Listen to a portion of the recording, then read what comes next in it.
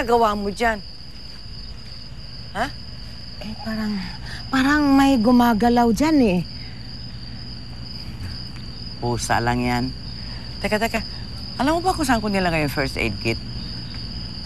Eh, ando doon sa kwarto ng mga bata. Gusto niyo kunin ko? O, sige.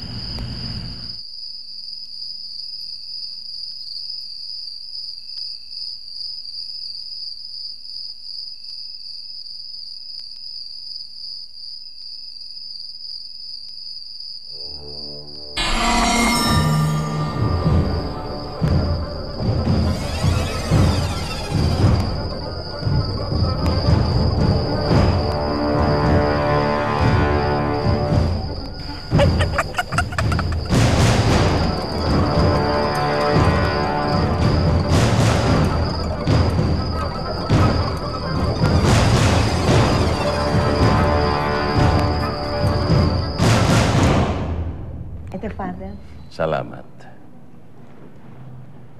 Mabuti nilang Loleng at walang masyadong nasaktan. Oo nga, Father eh. Pero yung mga nangyari talagang hindi namin maintindihan. At saka si Eduardo, wala na rin siyang naalaala eh. Wala bang naikwento sa iyo si Narda? Siya ang halos nakasaksi sa lahat. Mayroon nga siyang sinabi na parang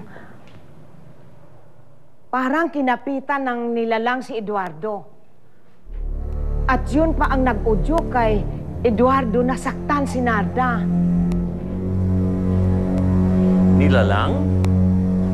Oo, Father para daw isang impakta.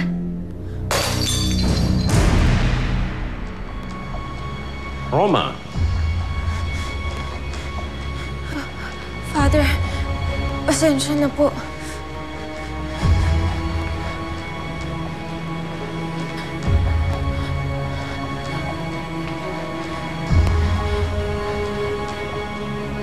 Ano pong itsura ng impakta? Hindi ko alam kasi hindi ko nakita. Dahil nang dumating kami, wala na yung impaktang kumapit kay Eduardo.